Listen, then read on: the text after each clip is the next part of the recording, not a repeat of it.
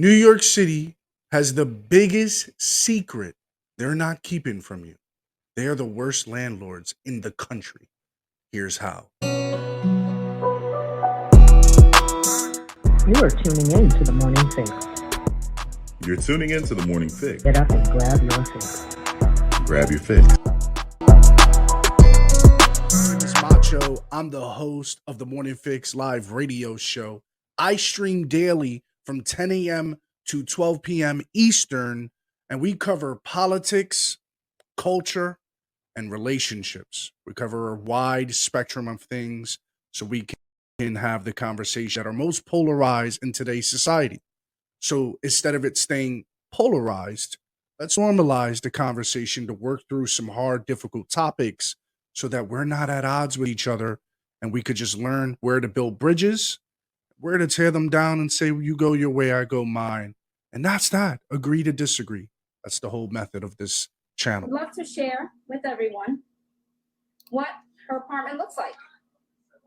And that was me moving the disgusting, nasty, crappy, floody, gross water out of the way. The first houses on the Lower East Side was filled with overflowing sewage, oozing out of her toilet and bathtub. Powerless to do anything to stop it, she took to social media to express her frustration. All over this three-bedroom at NYCHA's St. Mary's Park houses in the South Bronx. This is gross. Water drips through now cracked ceilings. Buckets of brown and black water line the hallways and rooms of the apartment Narellen Sabio shares with her 4 kids. When she wakes up every morning, Sabio says her living room is soaked. Every day is a different leak from every different place. It's ruined her 6-year-old daughter's bedroom, and the smell is so bad, Sabio holds her nose when she shows us. Mice have come out through there. This is not safe for her to sleep. New York City is the home to the biggest housing project in the entire country. Approximately 500,000 residents, particularly Black and brown residents, live in these buildings. Low income, impoverished, disenfranchised, whatever polarized statements Democrats like to use. Well, it turns out that the amount for the repairs has been appraised throughout the years, and they've been keeping tabs. The amount they've appraised is approximately between 40 to 62 billion dollars. That's right, billion dollars. It's incredible how there's not a massive uproar, because I guarantee to you that if it's a Republican running this state, a Republican running this city, and they have not done anything to deal with those repairs. In fact, if this was solely based upon a Republican president, as it is, Republican president, Republican governor, Republican mayor, I guarantee you we'll hear a lot more articles and something that goes out to the public. In the coming years, in just before the pandemic, Chuck Schumer, who was running for re-election, was trying to figure out ways to rally up votes. Well, you have an easy win by emotionally pleading to these residents who are desperate for repairs. Thousands of elevators go out. I mean, it's incredible. Joe Pinion talked about this on the Breakfast Club not too long ago. You can talk about public housing. We're $40 billion behind in repairs for public housing. We've got arsenic in the water. We've got lead in the paint. The largest slumlord in America today is New York City public housing. What I find interesting is that not only did he get a dim amount of money and was able to celebrate it, and to which he got reelected for, he then went and signed this huge, massive bill under Joe Biden. And it appears that money was supposed to go, or is supposed to be going, to the repairs of NYCHA. I don't think they're going to be able to cover the $40 to $62 billion in repairs. Let me tell you why. Because NYCHA and the city is being sued by an enormous amount of residents. So they're going to have to pay lawsuits. They're going to have to pay companies. They're going to have to do a whole bunch of things. I mean, take, for example, of the many examples in which I just previously showed just throughout the years. But here's some recent examples after they signed that major sweeping legislation. Here's what's going on as of 3 weeks ago. Check this out. 77-year-old Christina Lara hasn't had cooking gas since May and is barely eating. coffee and bread. Sometimes we have to go outside and spend money in eating. And some days we don't eat. No, because I don't have the money to spend. She says the hot plate she was given by NYCHA to use instead isn't great.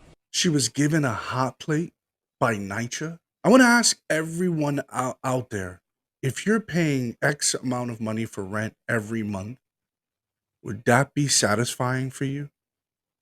This is what Democrat government has to offer. When they want to take care of the low, impoverished communities, the people who don't speak English as a primary language, who are black and brown, who has been historically disenfranchised in this country, this is how we treat them. This is what social programs where all those people who are touting socialism, this is how we treat people in a socialist society? A hot plate? I mean, this is incredible. I mean, in the collage I just showed, you have a woman who's dealing with sewage, an elderly woman who can't even live in that because it's just dangerous. And I can't tell you guys how many sightings of arsenic, mold, lead poisoning exist in these buildings. And they have done nothing virtually to fix it. Instead, they celebrate a large sum of money being given to New York City to treat this, but it looks like this has become untreatable. To be honest, folks, this looks like it's way out of reach. So what's my solution? I know a lot of people will say, well, you can poke holes at it all you want. What's the solution? Well, I'm not going to really dive into it this deep. I'm probably going to have this over a show on the Morning Fix live radio show. And I'm probably going to go in depth in this. But my initial prognosis is semi-privatized. And what's semi-privatized in New York City? Co-ops. Co-ops they're middle of the road, middle tier, but they're far from the situation that they are now. In NYCHA, you have a community board, a board who owns these set of buildings, and the residents have some ownership as well to the building. They own their outlet, they own their unit. So how do you transition from that? How do you pivot and shift, as Mayor Eric Adams says? Well, you figure out a plan and devise a plan to incorporate ownership of the current residents, rendering them an opportunity for them to be able to have a say and to be able to have outside help. If you can't provide it, guess what? I can hire someone to do the job for me and don't have to live in these horrendous conditions. No one does. No one should. So that's my initial prognosis. It's probably not the best answer, but I'm telling you right now, it's better than what we see currently. And I wonder, where's Chuck Schumer in all of this? Where are the Democrats talking about the systemic whatever against people? Where are they? They're so quiet about this because the right people are not in charge for them to blame. Perhaps if they say anything about it, they have to blame themselves. That does it for this video.